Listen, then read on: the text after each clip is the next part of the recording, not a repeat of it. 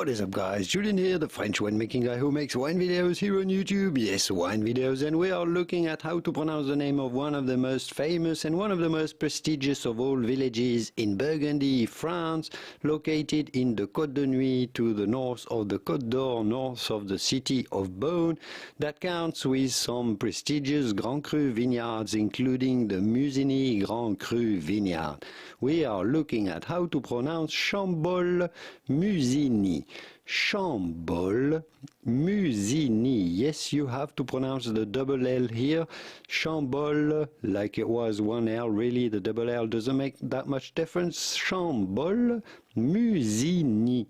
Chambolle-Musigny. I hope this video was useful. If it was, give it a quick thumb up before you go to support my work, and I will see you soon in the wonderful world of French wine. Au revoir. Bye-bye.